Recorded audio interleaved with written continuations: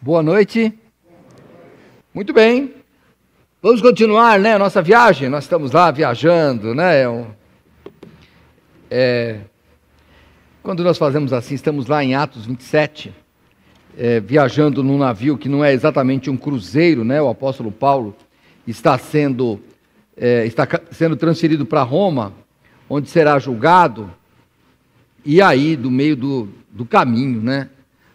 Acontece uma série de problemas que nós já temos visto e aprendido como lidar com as situações extremas, irmãos. É uma das razões que nós estamos estudando Atos 27, porque o navio onde Paulo estava naufraga e todos os problemas que acontecem na nossa vida podem ser relacionados. Estou fazendo aqui uma aplicação, tá bom? Podem ser relacionados, né? Às vezes temos alguns naufrágios, às vezes nós temos uns problemas como viagens difíceis, como está o caso da viagem dessa pandemia. Vem vacina, não vem vacina, agora tomou vacina, e agora o que a gente faz? Toma vacina, mas usa máscara. Então, tudo isso vai nos deixando ansiosos e nós temos que buscar conforto na palavra de Deus. Uma das formas que nós temos de buscar esse conforto é aprendendo com o que a Bíblia nos relata e ver como que as pessoas inspiradas por Deus, aqui os autores escrevem, como que aquelas pessoas dos tempos bíblicos, no caso estamos vendo o apóstolo Paulo, qual era a reação dele numa situação dessa. E talvez isso seja, ou talvez não, e com certeza, isso é útil para nós hoje. Nós já estudamos os 32 primeiros versículos aqui de Atos capítulo 27, e hoje vamos terminar esse capítulo. Então eu vou convidá-los a abrir suas Bíblias em Atos 27.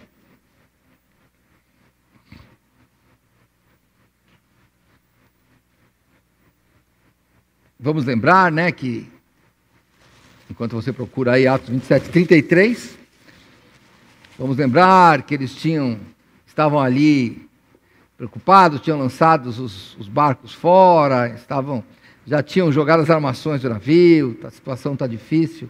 A situação cada vez piora na nossa viagem. E talvez tenha alguém aqui no templo, ou alguém aí em casa, ou alguém ouvindo até depois no canal de YouTube, já ouvindo esta mensagem, e também esteja pensando na sua vida, que você já está largando de tudo e só vem desespero, parece que nada melhora. Vamos ver qual a reação de Paulo nisso. Atos 27, 33 em diante, diz assim: E entretanto, que o dia vinha, Paulo exortava a todos a que comessem alguma coisa, dizendo: É já hoje o 14º dia que esperais, e permaneceis sem comer, não havendo provado nada. Portanto, exorto-vos a que comais alguma coisa, pois é para a vossa saúde. Porque nem um cabelo cairá da cabeça de qualquer um de vós. E havendo dito isto, tomando o pão, deu graças a Deus na presença de todos, e partindo-o começou a comer. E tendo já todos bom ânimo, puseram-se também a comer. E éramos ao todo no navio 276 almas. E refeitos com a comida, aliviaram o navio, lançando o trigo ao mar. E sendo já dia, não conheceram a terra. Enxergaram, porém, uma enseada que tinha uma praia, e consultaram-se se deveriam encalhar nela o navio. E levantando as âncoras, deixaram-no ir ao mar, largando também as amarras do leme, e lançando a vela maior ao vento, dirigiram-se para a praia. Dando, porém, no lugar de 2 mares, encalharam ali o navio, e fixa a proa, ficou imóvel, mas a popa abria-se com a força das ondas. Então a ideia dos soldados foi que matassem os presos para que nenhum fugisse, escapando a nado. Mas o centurião, querendo salvar a Paulo, lhes estorvou este intento e mandou que os que pudessem nadar se lançassem primeiro ao mar e se salvassem em terra. E os demais, uns em tábuas e outros em coisas do navio. E assim aconteceu que todos chegaram à terra a salvo. Senhor, muito obrigado.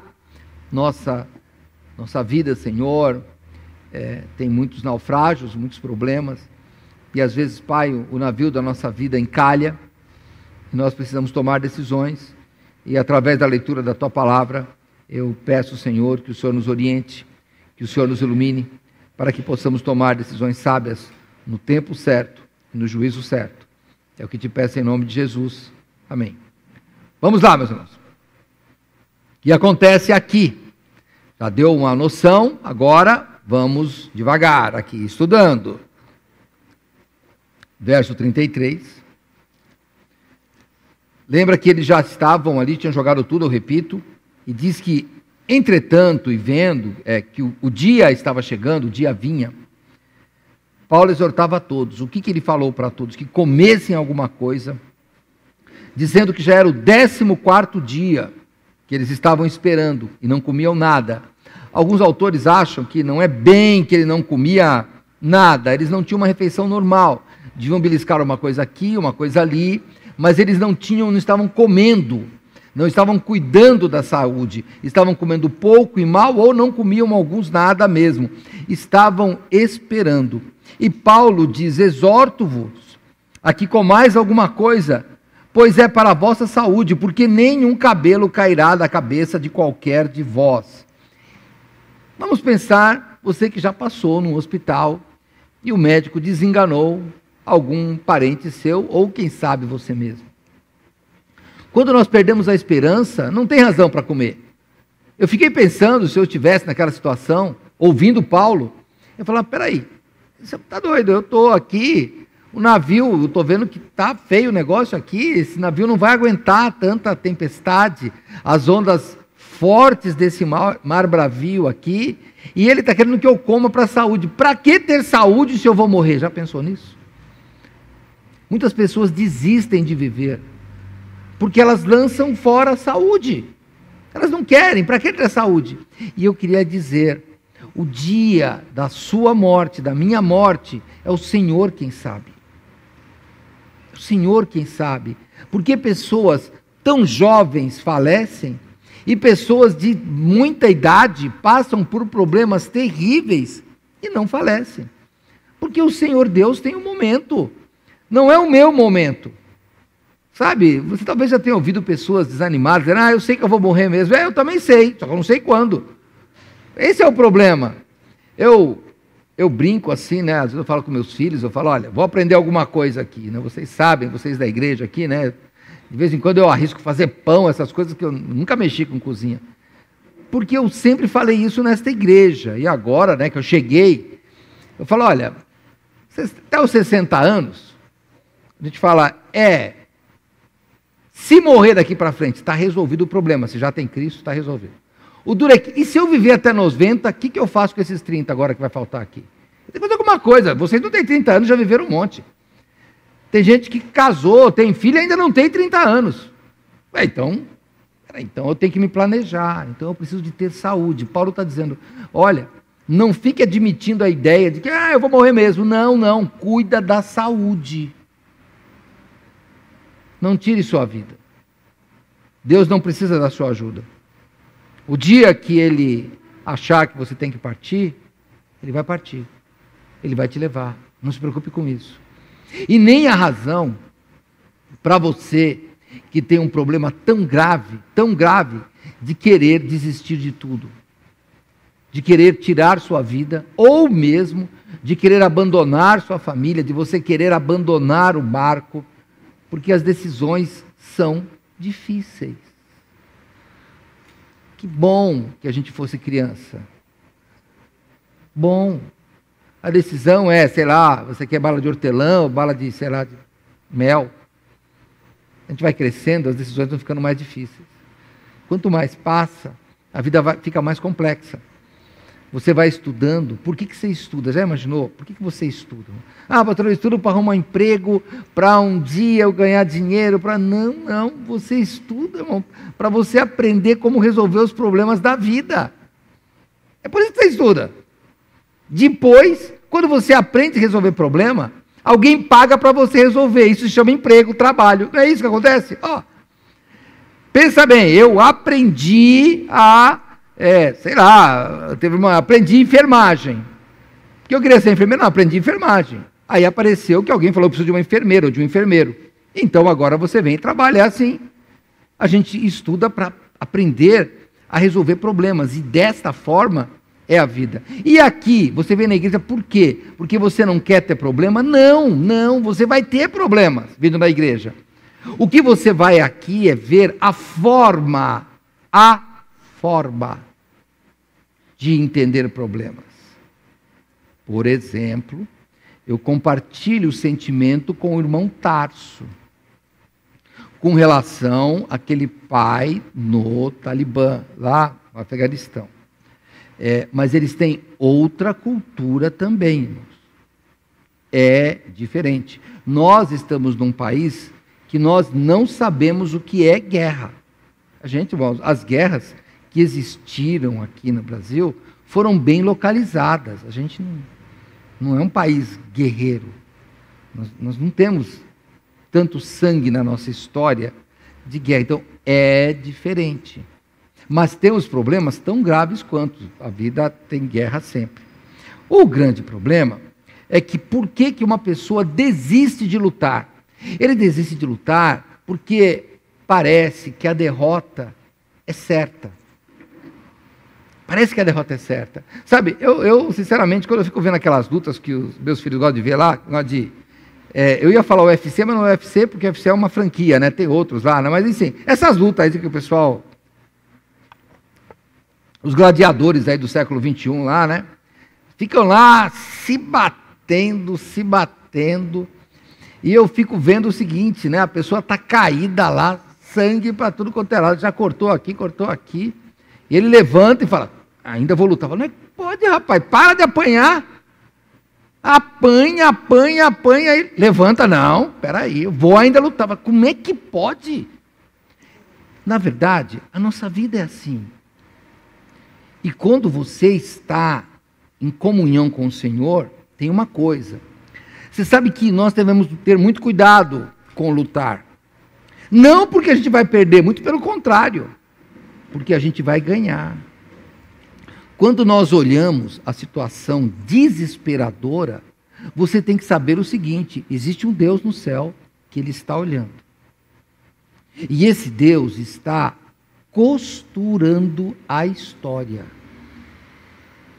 Talvez você tenha, geralmente era até então um trabalho feminino, mas eu sei que agora não tem mais esse negócio, mas geralmente era a nossa avó, nossa mãe, que fazia crochê, tricô.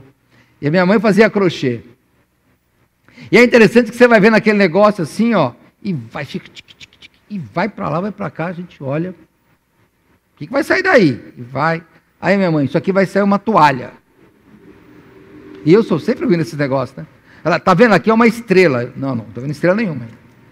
Aí ela continuava, aquele negocinho, pontinho por pontinho. Pontinho. Chegava no fim, saía uma toalha com estrela. Eu falava, como é que pode? Porque era um negocinho assim, ela ficava tchum, tchum, tchum, tchum, tchum, tchum. Ia para lá, ia para cá. Ia para lá, ia para cá. E depois saía aquilo. Irmãos, é esse tricotar, ou esse fazer crochê, que você pode comparar ao que Deus faz com a nossa vida. A gente vê tudo bagunçado, a gente não sabe onde vai sair, mas Ele sabe já, Ele sabe. E Ele manda pessoas prontas para te dar o suporte. Você que trabalha numa empresa, tem o suporte, né? Sei lá, você trabalha em TI, que é uma profissão hoje, tecnologia da informação.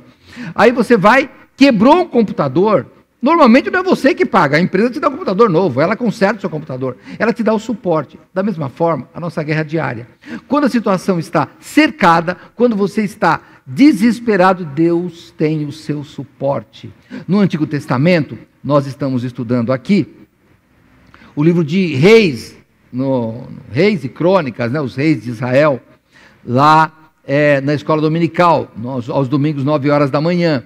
E num determinado período da história, a Síria, ela cercou Jerusalém, e o exército era muito grande. Então, as pessoas estavam desesperadas. Mas havia alguém que não estava desesperado.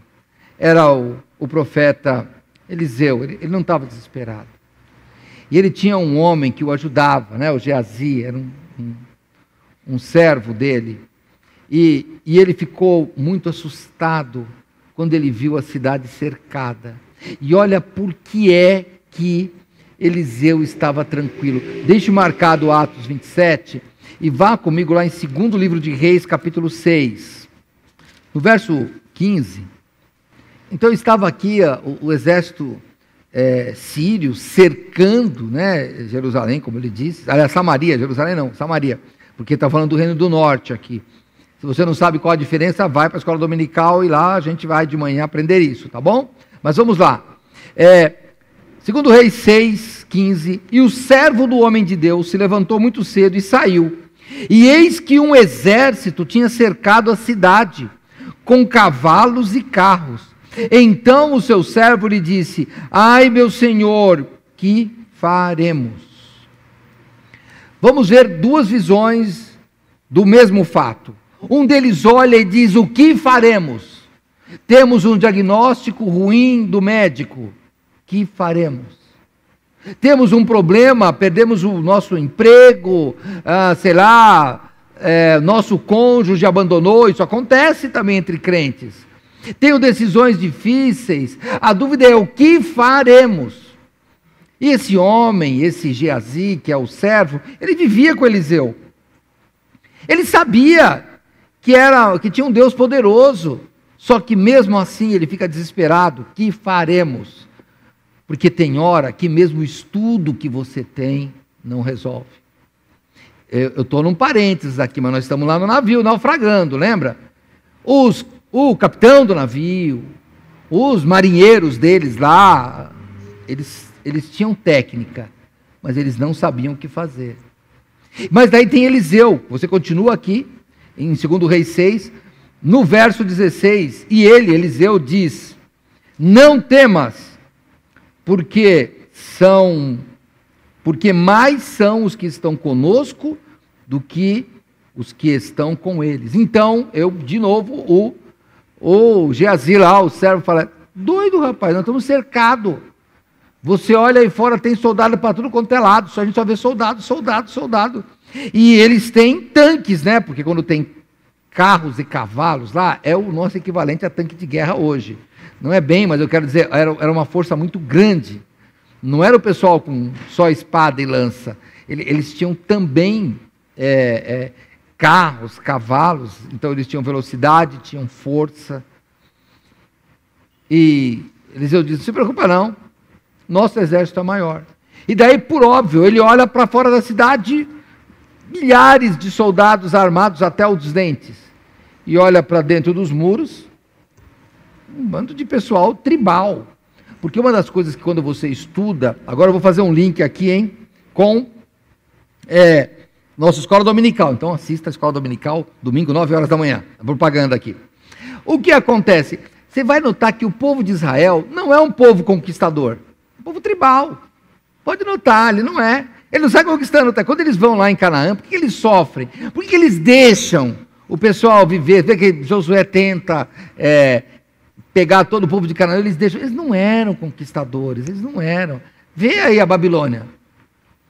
Cruel, ele chega e entra e mata todo mundo. Põe fogo, não quer nem saber, pega. Vê os romanos. Veja Alexandre o Grande, que são os macedônios, né? Gregos.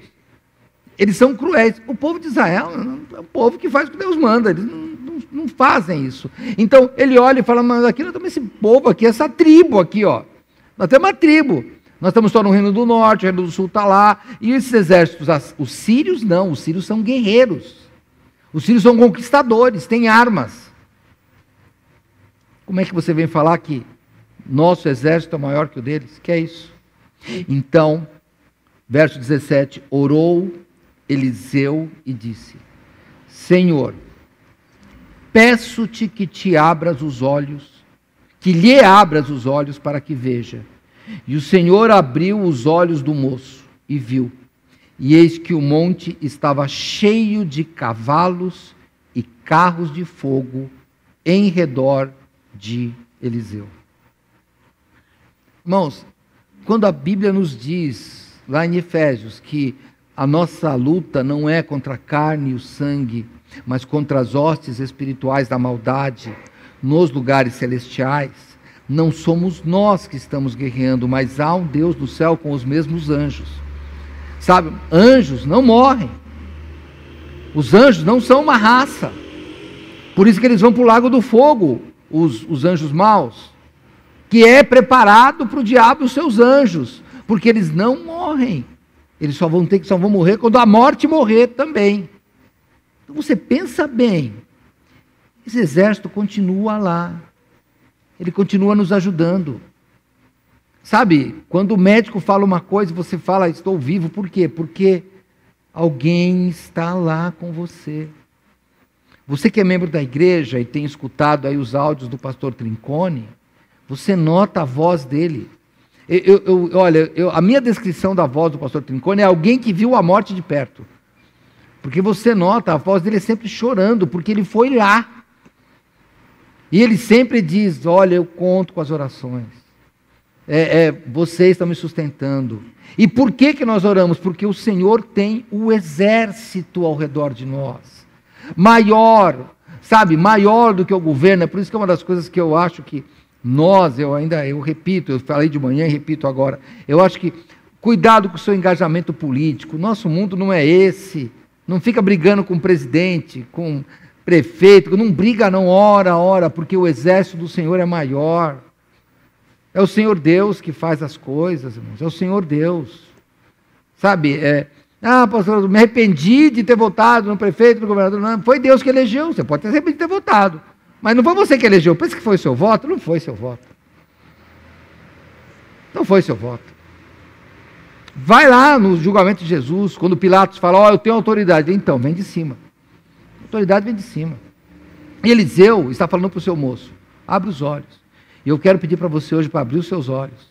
Não se deixe enganar. Abre os seus olhos. Olha que tem o exército do Senhor. Ele controla tudo. Até a guerra no Afeganistão, ele controla. E talvez muitos cristãos vão estar lá. Nós já vimos aquele mesmo grupo decapitar cristão, hein? Nós já vimos na TV isso. Na TV não, mas pelo menos via internet da vida aí. Já vimos isso. E daí você fala assim, pobres daqueles cristãos, alguns deles alegres, porque morreram por Cristo. É isso que temos que pensar, tem um exército maior. Por isso que Paulo está falando lá, não desanimem. Vocês vão se salvar. É isso. A morte está perto. Lembra que Jesus disse que Ele é a ressurreição e a vida. E quem crê nele, ainda que esteja morto, viverá. Lembra disso. A pandemia está difícil? Mas se você perdeu algum ente querido em Cristo, você vai encontrar de novo. Olha aqui. Olha que bom. Porque o exército que a gente não enxerga. A gente não enxerga. Pastor, eu nunca vi um anjo. Por isso que a nossa interpretação é pela fé. Por isso. Porque a gente não precisa de ver. Aquele moço, esse moço que fala aqui, eu acho que é o mesmo, porque a Bíblia só fala o servo do homem de Deus, então eu não sei se tinha vários, mas eu vou pensar que é o Geazi, eu vou pensar, hein? Lembra dele? Quando Naamã vai lá, eu estou num parênteses grande aqui, mas só para você lembrar qual é o olhar do homem que falou, estou morrendo de medo. É porque um dia, um soldado sírio foi lá, o Naamã, e falou, olha, eu estou com lepra aqui, você tem que me curar. Eliseu falou para ele, vai lá e mergulha no rio, ele vai, mergulha, fica curado e fala, vim te dar um presente, você me curou. Ele fala, não quero nada, pode ir embora.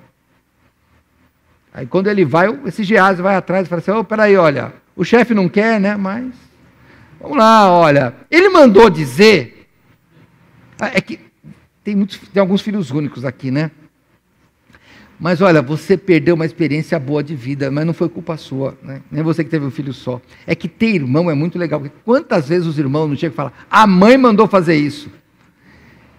Já, todo mundo que tem irmão já deve ter passado por uma dessa. O pai mandou fazer isso. Aí você vai lá, você faz um monte de coisa e ninguém mandou fazer nada. Nada. Quem tem irmão já passou. É difícil ter um que não passou por isso, porque eu já fiz quando era irmão e já fizeram comigo também. A gente quer alguma coisa e fala, vou pegar autoridade lá.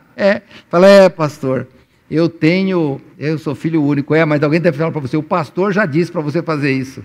E não é bem o que eu mandei, ou o que alguém mandou, o seu pastor mandou, sei lá, ou o seu chefe. É assim que funciona. Então, Geazi vai lá e fala, olha, o meu chefe falou que pensando bom é bom, você me dá algumas coisas aqui.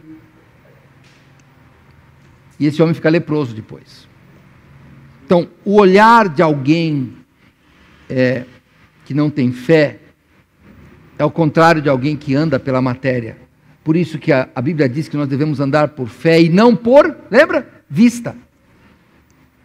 Aquele homem, eu não estou vendo. E Eliseu, pela fé, falou, Senhor, esse homem aqui anda só por vista, vai, abre os olhos dele, porque ele não consegue ver. Você não está vendo Deus na sua vida. Então, com esses olhos aqui, você não vai ver. Sabe, porque Paulo disse que se apareceu uma visão de anjo e pregar outro evangelho, você não acredita. Porque não é por aqui. É por aqui, é pela fé que nós temos a palavra de Deus. Então, nós sabemos quando as coisas são de Deus, porque elas batem com a palavra de Deus. E aqui, Deus tinha dado, voltando lá para Atos 27. Vamos voltar para Atos 27.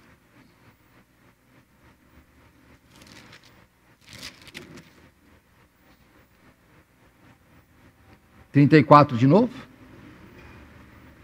Exorto-vos a que comais alguma coisa, porque é para a sua saúde, porque nenhum cabelo cairá da cabeça de qualquer de vós. Toda a situação era contrária, toda. O barco estava rachando. Eles estavam sem comer, estavam fracos, desanimados, e Paulo vem e fala, estou falando que não vai cair sobre a sua cabeça, você vai sair vivo daqui. Você tem que acreditar nas promessas de Deus, mesmo quando a situação está dizendo que está errado, que não vai dar certo. Mas se Deus prometeu, Ele não vai falhar, porque Ele nunca falha. Ele nunca falha. Fica tranquilo. Aqueles homens comeram.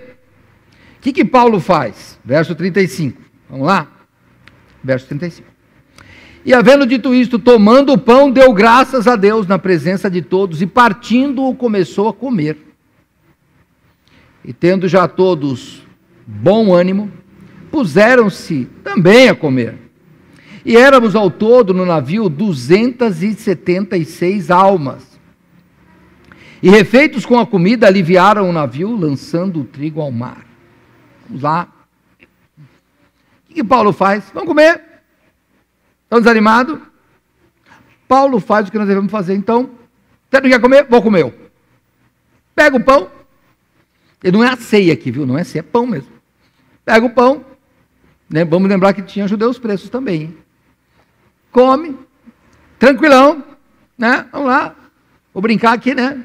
Termina, fala, tem um cafezinho aí pra gente tomar? Tranquilo. Aí o pessoal se anima. Se anima com o quê? Se anima com Paulo comendo? Não. Não, irmãos. É que Paulo comendo era o sinal da confiança que ele tinha que ia dar certo. Esse é o problema. Já escutou aquela história que você vai orar pela chuva? Vai fazer uma campanha de oração. A gente não faz aqui na igreja porque a gente sabe que Deus vai ouvir de qualquer jeito. Faz campanha de oração e daí, né? É uma piada isso, eu acho, viu? Né, a avó está lá, vamos fazer campanha de oração, vai lá orar em tal lugar, para a igreja lá, e a netinha puxa e fala, vó, cadê o guarda-chuva? A senhora está olhando a oração pela chuva, cadê a chuva? Cadê o guarda-chuva? Porque se você vai orar por chuva, leva o guarda-chuva. É isso, tem que dar o exemplo. Paulo falou assim, vamos comer. E Paulo tranquilamente come, com a certeza de que vai dar certo. Sabe, a certeza de que vai dar certo. Já viajou de avião e viu o piloto passar? A primeira vez que você viaja de avião, você está todo tremendo lá, você começa a olhar e fala, é grande, hein? Aí você olha, anda e fala, é grande. Aí quando você senta, né? Vem aquelas comissário de bordo, aí Aí você dá uma olhada e começa a contar, fala, bom, 3, deve ter umas 300 pessoas aqui dentro. Aí olha para uns gordinhos e fala, 300 pessoas, eu ia falar vezes 70, acho melhor fazer sobre 90. Vai dar muito, não vou nem fazer a conta, esse negócio vai cair. Aí vem o piloto tranquilão, batendo papo com o outro lá, com aquela malinha, que ele vai lá, tranquilo, entra. Rapaz, que é isso? Você está vendo quanta gente aqui, ele tranquilo. Tranquilo. É assim que nós devemos fazer. Quando alguém vem pedir alguma coisa para nós no desespero, a gente não pode entrar no desespero junto, porque nós sabemos que há um Deus e que Ele está com seu exército ao redor, com carros de fogo ao nosso redor. Nós só temos que obedecer a palavra, só isso. Então, Paulo com isso, e olha, são 276 pessoas, hein? É muita gente. É 276, né? Eu contei aqui, agora já vou ver de novo aqui, ó. Acho que é isso mesmo, não é? Onde é que eu pus aqui, ó? 37. 276 pessoas, almas. Bom, aí, ele come, e o pessoal se anima e come também. Comeram? Comeram. Só que, vamos pensar, eles estavam indo para a Itália. 300 pessoas. Devia ter muito trigo. O pessoal ficou 14 dias sem comer. Devia ter trigo. Agora vamos jogar tudo fora. Tem hora na vida que todas as coisas deste mundo tem que jogar fora. Eles já tinham jogado as coisas, as mercadorias, já tinha tido prejuízo. Aí eles vão jogar a comida. Era o último passo da fé. Acabou. Agora, eu jogo fora a comida e pronto. Ou eu vou morrer pelo navio, ou eu vou morrer de fome, e daqui a pouco eu não comendo vai vir as doenças, e nós vamos morrer aqui. Essa era a ideia do pessoal do navio. Simplesmente tinha um homem, o apóstolo Paulo, que sabia das palavras de Deus. Sabia das promessas de Deus. Você tem uma família de pessoas que não são cristãs? Ou pessoas que são cristãs, mas não dão lá bom testemunho? Talvez seu marido, sua esposa, seus filhos, seus pais. Não reclame deles. Seja você o Paulo do navio. O navio da sua família, seja você o Paulo. O navio do seu emprego, seja você o Paulo. O navio do seu casamento, seja você o Paulo. Você não vai salvar o navio. Talvez você não salve o seu casamento. Talvez você não salve sua família. Mas você vai estar obedecendo ao Senhor e vivendo por fé. É isso que funciona. Mantenha os caminhos do Senhor. Paulo conseguiu isso, isso tinha tranquilidade. Eliseu conseguiu isso. Você também consegue.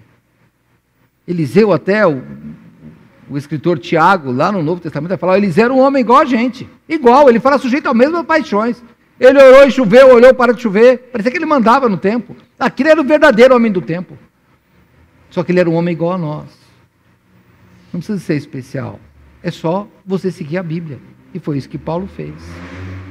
Vamos parar um pouquinho. Eu vou orar agora. Depois eu vou continuar. Já estamos no final, hein? Vamos parar no 44. Qual é a parte da sua vida que é um navio que quase naufraga? Talvez seja as finanças, talvez seja a família, talvez seja o relacionamento, talvez, sei lá, quantas coisas. Pensa aí num navio que navega em mares perigosos na sua vida. Talvez seja as tentações, talvez seja a saúde.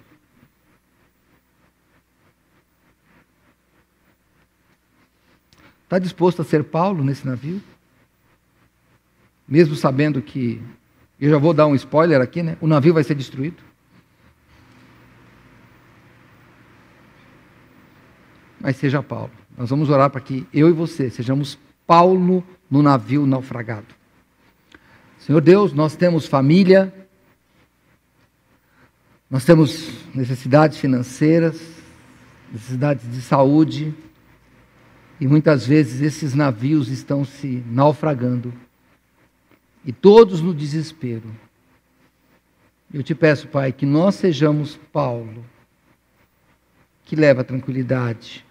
Nós sejamos Eliseu, que consegue ver além do que os olhos nos mostram. Ou simplesmente, Pai, possamos ser um músico do navio Titanic que vai tocar um hino enquanto o navio se racha e divide em dois. Nós só queremos, Pai, ser aqueles que mantêm o equilíbrio, que cumprem a Tua palavra, mesmo que o navio venha a naufragar. E nós, Pai, somos fracos para isso, mas nós te pedimos isso, em nome do forte Senhor Jesus Cristo. Amém. Vamos lá. O que acontece? Jogaram fora. Verso 39, de Atos 27. E sendo já dia, não conheceram a terra. Sem terra ainda. Sem trigo, navio ruim, sem terra. Mas enxergaram uma enseada que tinha uma praia. E consultaram-se sobre se deveriam encalhar o navio. E levantando as âncoras, deixaram-no ir ao mar, largando também as amarras do leme, e alçando a vela maior ao vento, dirigiram-se para a praia. Valeu a pena ter seguido o conselho de Paulo. Valeu a pena. Olha lá, uma praia. Não pensa que é uma praia. Uma praia.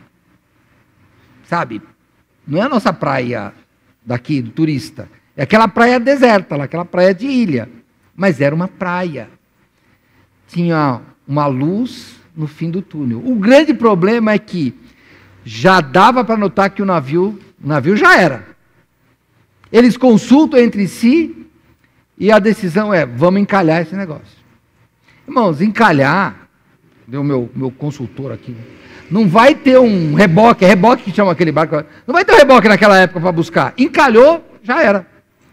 Acabou, perdeu o navio. Já tinha ido mercadorias, comida e agora o próprio navio. O Senhor Deus, Ele nos promete dar vida eterna. De vez em quando, nós perdemos coisas nesse navio chamado vida neste mundo. Perdemos. E daí nós estamos indo para o outro lado. Por isso que alguns cristãos, eu repito, eles querem morrer por Cristo. Porque eles sabem que esse navio um dia vai pifar. Vai pifar. Você não acredita? Deixa você chegar na minha idade que você vai ver. O médico chega e fala, vamos fazer o exame, né? Tá tudo bem, vamos fazer o examezinho, hein? Estranho. Vamos fazer um outro exame. Volta daqui a 3 meses. Aí você volta. Não. Volta daqui. Mas aí vai dando exame. Aí você começa a falar assim, peraí, filho, o meu navio estava bom até ontem. Aí chega o médico e fala, olha, vamos marcar um cateterismo. Fala, peraí, cateterismo? Filho, o seu navio está ruim. É assim que funciona. O navio vai ficando ruim. E nós temos que guardar a fé. Porque o navio da fé não pode naufragar. É isso que nós temos que pensar. O navio, deixa eu pôr no avião aqui, porque daqui a pouco começa a falar. Ah lá, começa a falar. Pronto, eu esqueço de pôr no avião, ela fala. Bom, o que acontece quando você tem a promessa de Deus? Nada pode impedir. Isaías escreveu assim, olha, eu vou lá em Isaías só para ler, Isaías 43, tá? Só para você ver como é que Deus age. No livro do profeta Isaías, capítulo 43, no verso 13, diz assim, ainda antes que houvesse dia, eu sou, e ninguém há que possa fazer escapar das minhas mãos. Agindo eu, quem o impedirá, irmãos? O Senhor Deus, Ele passa acima dos médicos, acima dos governos, acima dos seus problemas, porque o Senhor Deus, quando Ele age, ninguém impede. É nisso que Paulo estava confiando, é nisso que Eliseu confiava, é nisso que os grandes heróis bíblicos confiavam. É isso que Davi vai enfrentar Golias. Porque ele fala, você não vai afrontar o Deus vivo que manda em todo o universo. É isso que você tem que pensar. Só que, não pensa que é fácil. Decisões, irmãos, não são fáceis, porque nem todo mundo tem a mesma ideia.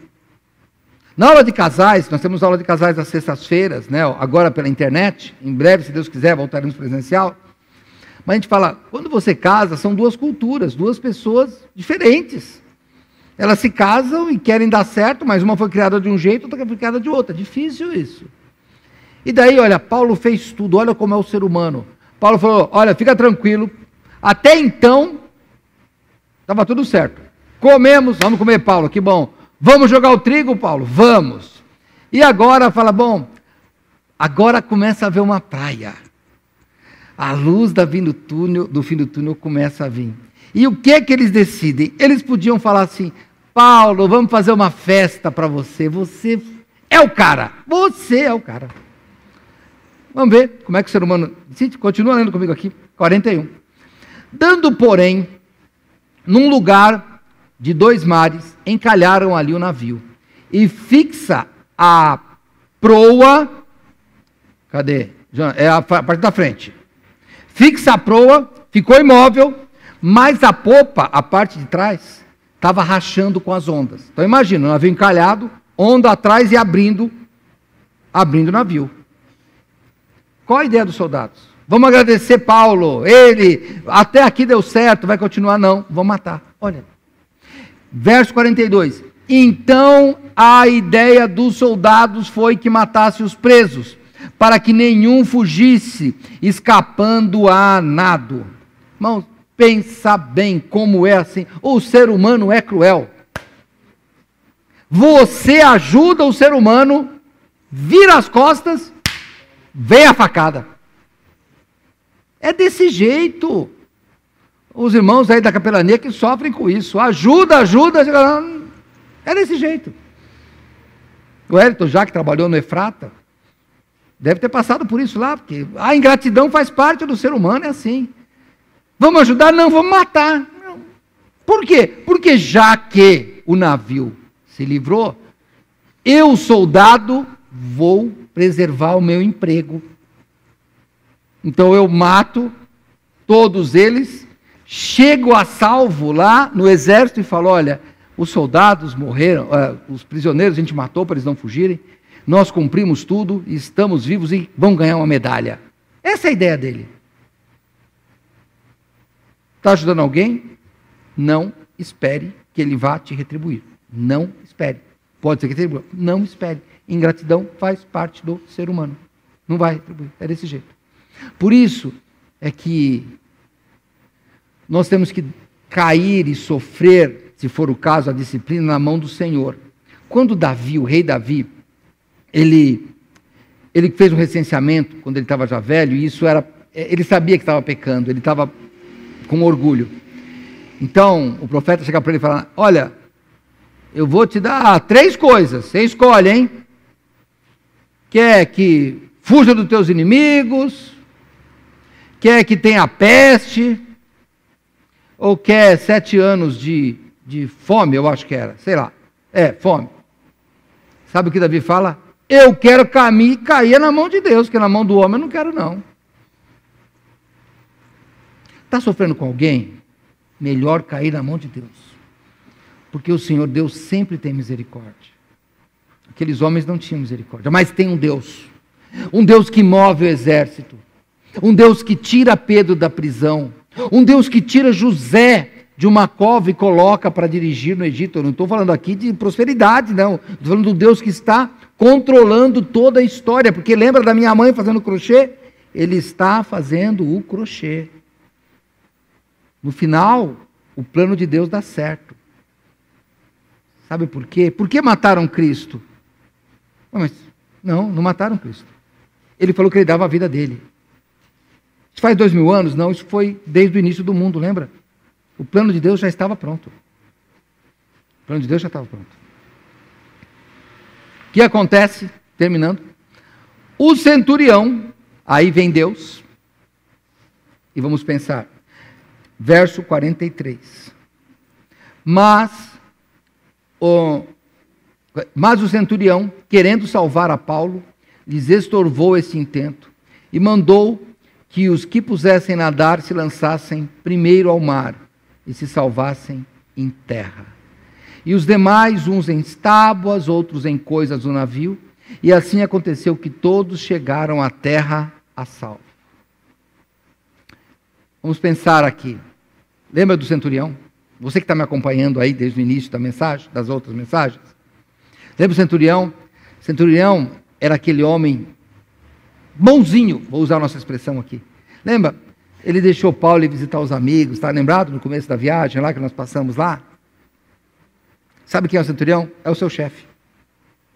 É o seu marido, é sua esposa, é seu pai, é sua mãe.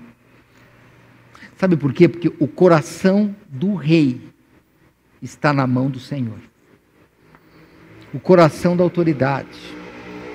Sabe que eu estou lhes falando de Atos 27, nós estamos acho que 3 semanas já falando numa viagem, porque você aí que assiste série, quando você perde o primeiro capítulo, não dá, essas trilogias que tem, né, eu vou falar os nomes aí, você não sei se é trilogia, são os 3 filmes, Senhor dos Anéis, esse negócio aí, não é?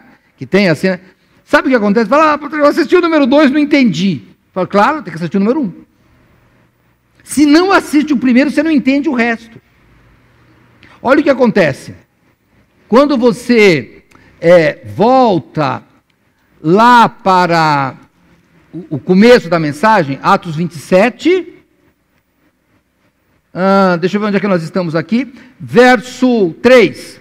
E chegando no dia seguinte a Sidom, e Júlio, que era o centurião, tratando Paulo humanamente, lhe permitiu ir ver os amigos para que cuidassem dele.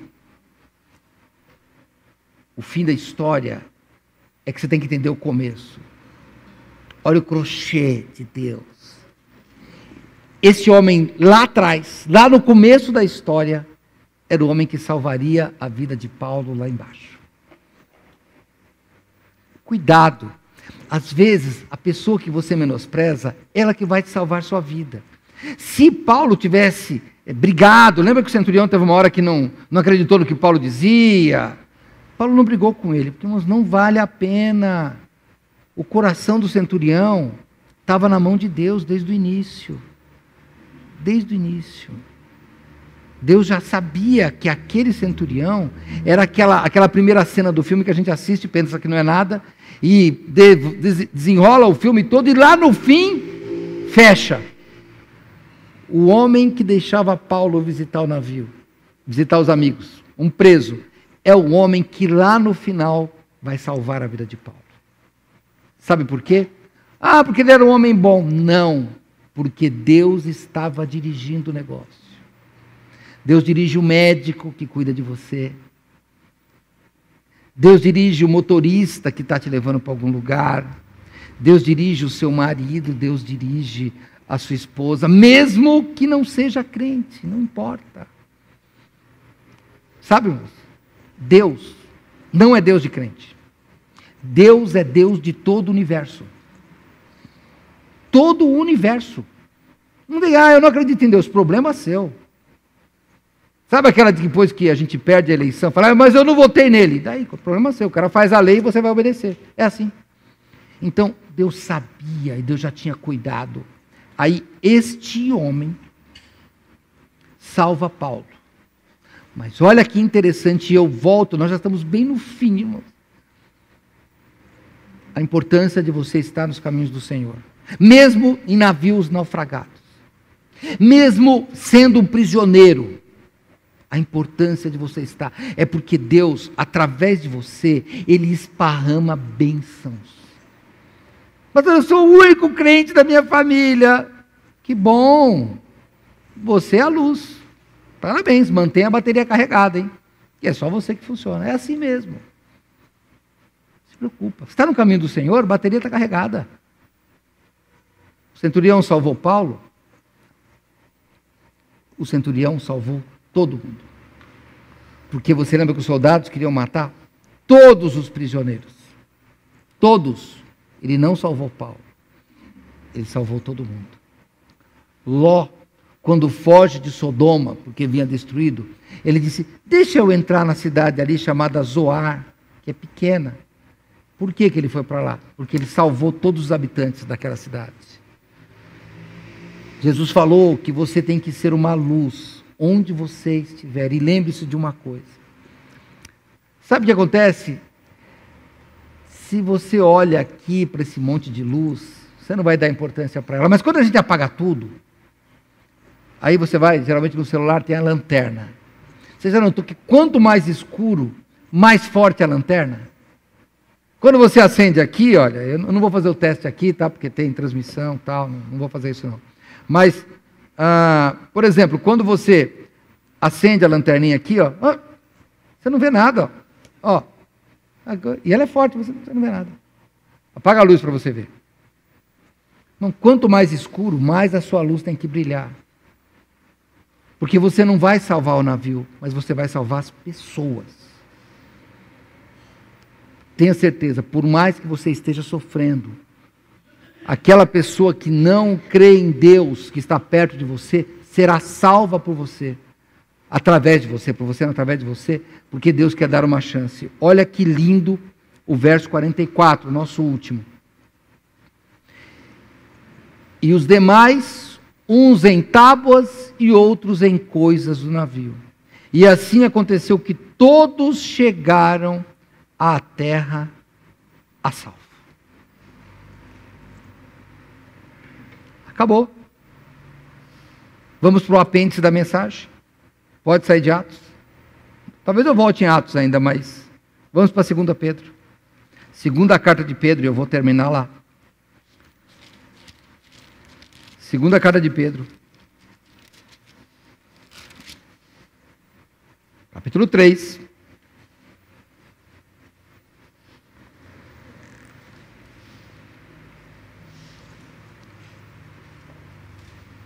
Nós queremos fazer a vontade de Deus, certo? Pelo menos deve ser a vontade do crente, fazer a vontade de Deus. Tá bom. Navio afundando. Como nós já paramos e oramos aqui, sei lá, seu casamento, sua vida, sei lá o que é, está afundando. Deus tem uma promessa e você está aí há anos orando. Eu estou há muitos anos orando pela minha mãe para se converter. Talvez você esteja orando também para alguma pessoa, não se converte. Coração duro não se converte. Isso é importante. Senhor, quanto tempo eu vou esperar? 1000 anos. Verso 8 de 2 Pedro 3. Mas, amados, não ignoreis uma coisa, que um dia para o Senhor é como 1000 anos, e 1000 anos como um dia. Mas o verso mais interessante é o 9. O Senhor não retarda a sua promessa, ainda que alguns a tenham por tardia, mas é longânimo para conosco, não querendo que alguns se percam, senão que todos venham a arrepender-se. A Bíblia não diz, eu já vou no meu anexo fora da Bíblia. Será que algum daqueles prisioneiros não parou e pensou, fui salvo? Será que ninguém refletiu que eles ou iam morrer pelo navio, e chegou no fim, quando pensou que ia salvar, o soldado queria matar? E tudo isso porque tinha um homem que seguia a palavra de Deus. Eu repito o que eu já desejei na oração que fizemos. Que você seja este homem, esta mulher, mesmo que o seu barco rache no meio, que o seu navio naufrague, mas que você mantenha sendo a pessoa que busca a salvação de todos através de Cristo. Vamos orar. Vamos lá. Vamos encerrar este culto com uma oração e pensando. Vamos voltar naquela oração? Vamos lá, vai. Lembra do navio que você orou? E aí?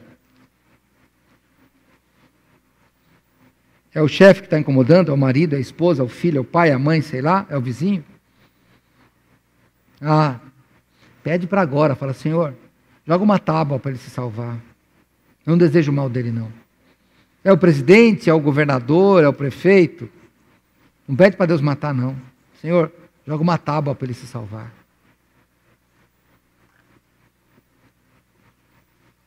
Esse mundo passa, nossa vida continua. Vamos olhar pela fé. Senhor Deus, eu te peço em nome de Jesus, que se alguém, Senhor, ainda não tem Jesus Cristo como Salvador, que possa aceitá-lo, Senhor Deus, e possa ser Paulo do navio, possa ser a pessoa que saiba das promessas de Deus. Que um dia, Pai, o O navio da nossa vida estava afundando e o Senhor Jesus veio e nos salvou e nos resgatou de um naufrágio que daria no inferno e nos levou para os lugares celestiais. Eu te agradeço por isso. E em nome dele que estou orando, que talvez alguém aqui nesta noite esteja longe, longe de ti, longe do barco, e possa voltar para esse barco pela fé e que seja salvo. Qualquer jeito que possa ser salvo através da fé em Cristo Jesus. Mesmo os nossos inimigos, mesmo os que desejam o nosso mal, que eles venham a se arrepender e sejam salvos, porque sabemos que esta é a tua vontade e nós queremos cumprir a tua vontade, assim como Jesus Cristo cumpriu, e nós queremos orar em nome dele. Amém. Boa noite.